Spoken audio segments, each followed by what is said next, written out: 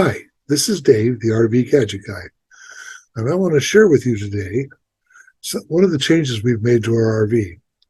I've done about 30 different upgrades to this RV in one form or another, some of which include adding liquid springs, adding lithium batteries, adding electric dump valves, some major, some minor, like adding just a HUD display on my windshield and my speedometer so I can see it easier. I'd like to talk about a lot of these over the next few videos, but for this one today, we're going to talk about one that we just did, and it's really important. It's called how we are able to get better internet while on the road. Currently, we get our TV programming through DirecTV. We have a RF mobile satellite dish on the roof, and we use that for getting DirecTV. And we also use a jetpack from Verizon, which gets us both internet and TV streaming for YouTube TV, and Prime videos, along with a number of others. The plan we have for that is a 4G unlimited grandfathered plan, prepaid. And it's usually gives us pretty good internet. There's nothing spectacular, but if we can get 15 to 20 down, we're pretty happy with it. And it's worked fairly reliably. The jetpack itself has gotten old now. It's about 4 years old, and it is starting to fail. So we are having problems with that. And the one thing, it does not have an external antenna. It's just the jetpack itself. So some of the options we've looked at as far as upgrading, because we're thinking about getting rid of DirecTV because of the monthly cost. The first one that we came to was Starlink. Starlink, of course, has one major liability, and that is if there's any trees around, it's not very good for obstructions. The $135 a month is a bit steep for the RV option. And lately, I've been following a lot of the Starlink groups, and there's been more reports of congestion and poor support. Only email kinds of support, and sometimes it takes days to get back to people. So I'm sure they'll get that worked out in time, but so it may be part of our ultimate solution. But for right now, we're looking at mostly streaming solutions. And when I started looking at ways to do better internet in our coach, I looked at a number of systems like PepWave and PepLink and the like, and there's a number of them out there. And most of them are fairly costly. They can be upwards of $3,000 to do a decent system. And even then, it doesn't necessarily get you better results, particularly out in fringe areas. So the solution we came up with or found is one called Insty Connect. Now, we first heard about this on YouTube from Iron Irene Travels. That's the YouTube channel, one of the ones I follow. And I'll put a link to that video down below for you. We also found reviews of this product, this Insty Connect, on both the Mobile Internet Resource Center and Mobile Must-Have YouTube channels. Those are both channels that I use sort of as validation for a lot of the products I look at. They're independent, and they do a good job of reviewing these types of products. So they have the Insty Connect on their system, and we then went out and found the Insty Connect YouTube channel. And I'll put a link for that also. It has about 6 or 8 videos on the product. But there's another channel that the company has, or the founder, a guy named Nick, has, called We Can Explore It. That's another YouTube channel. And that one actually tells the history of this whole thing from about the last 4.5 years or so. It shows his family on a lot of their trips, some of the problems they had with internet, what they went through to get where they are now. This is a family product, and the entire family works in the business. So Nick tried other options. He's tried MoFi and a number of others. And while they were better, they just weren't good enough. He runs a internet hosting service called Insty and loves to travel in his RV and needed good connectivity for support while he was on the road. And nothing really seemed to cut the mustard for him. So he experimented around and concluded that you need to have the connection from the cell modem to the antenna be as short as possible to avoid signal loss. A lot of systems had their antenna up on a pole, and maybe the cell modem was 20 to 30 feet, cable feet away from the antenna, with the result that the signal gained by raising the antenna was lost because of the long antenna run. So he came to the conclusion that he needed to avoid that, and his way of doing that was to put the antenna with the cell modem. And as you'll see in the picture here, the cell modem actually has 8-inch cables between it and the antenna. As a result, the loss of signal is minimal. And what he does then is inside the cell modem translate the antenna signal into a digital signal, which is then sent down to the router, which can be 30 feet away with no problem.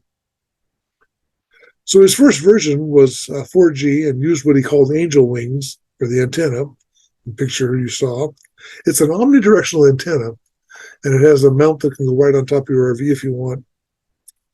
He then added, later on, came to a binoculars antenna, which is an additional antenna used for directional situations where the tower is far, far away and you want to pick up the signal. And he's got a lot of videos on his We Can Explore It channel showing the results of that. One of the things they did is they went around, took their RV out to all these different remote spots, like Big Bend National Park and out in the Badlands and the like. And even to Quartzsite, where other people can't get internet because there's too many people there, he's able to aim his directional antenna to a different tower, lock onto it in the distance, and actually get really good internet. And he's now added 5G also, so it's got both 4 and 5G. The basic system includes a router, an antenna, a cell modem, the necessary cables, a power supply, both 110 and 12-volt DC, so you can power it either way. And he's got a lot of videos on YouTube that show the results of this in different places around the country, and I'm not going to replicate that. So let me tell you a little bit about our story. After deciding to get this, we ordered the 5G package with the omnidirectional antenna.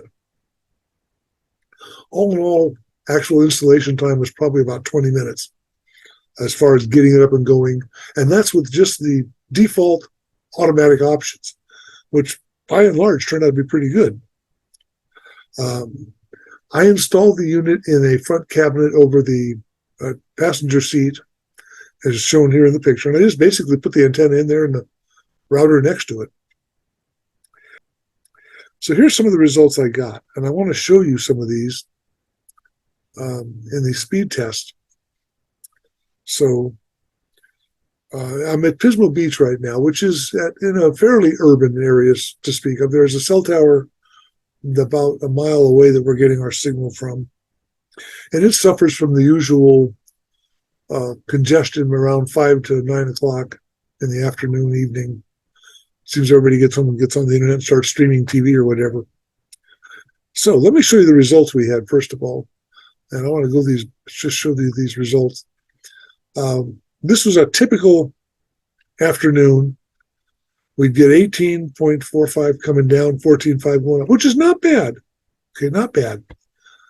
But when I started hooking up the same tower and everything using the Insty Connect instead of my Verizon jetpack, you can see the download is now over 95 and the upload is 16. And then I ran another test later on at 173 down, 86 up.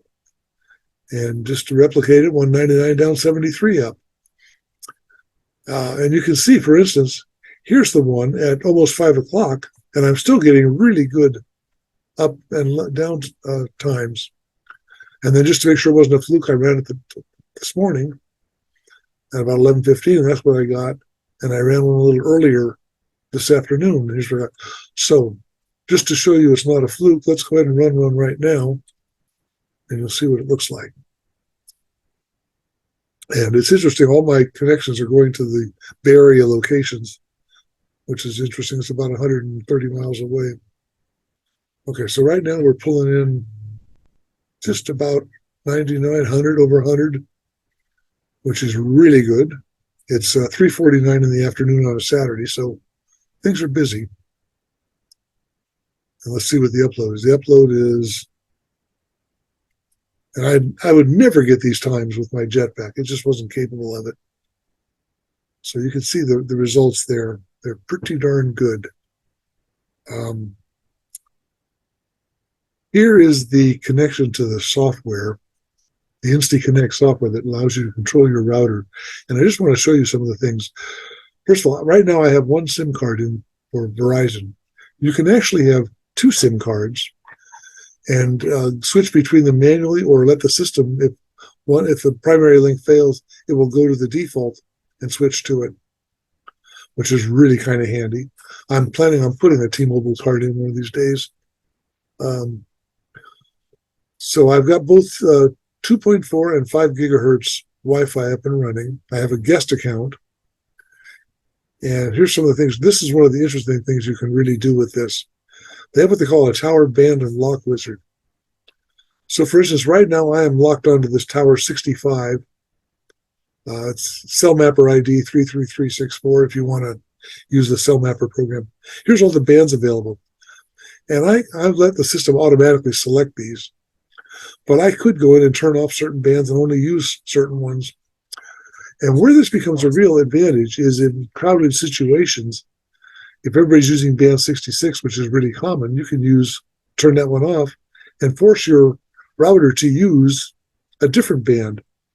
Or if you want to go ahead and do a tower band scan, you might find a different tower to hook up to. This is really advantageous in congested areas, like for instance, Quartzsite during the peak visitation time there.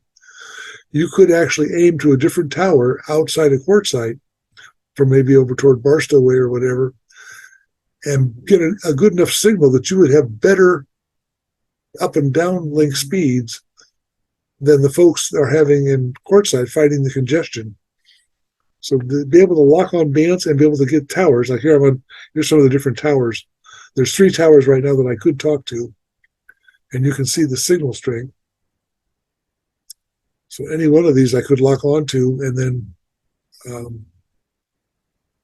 go to a different band, which is really, really powerful. Or you can just click the auto tower selection like I do, and I let the system figure out which one's best. And it seems to be doing a pretty darn good job. That gives you some idea of what's available. One of the things that I really get a kick out of is they have advanced configuration for geeky folks. So I'm going to click that just to show you some of the things you can do here. I don't want to spend a lot of time on this, but I want to give you some idea of what it can do for you. They can graphically tell you what's going on with your system. And you can watch over time as the graphs tell you the load on the system. You can look at traffic. You can look at the wireless or the connections.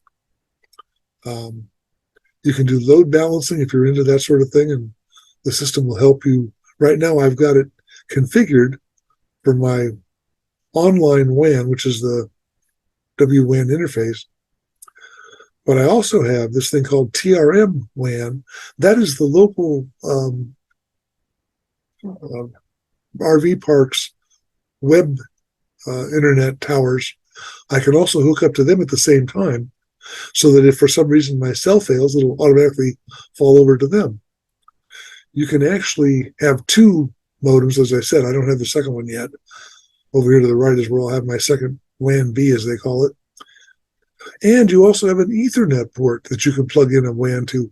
For instance, if you have the Starlink and you get their Ethernet adapter, you can run an Ethernet cable from that to the WAN port on the router and make Starlink part of this. Again, letting the same router do all 3 of them, or all 4 of them, depending on what you want to use.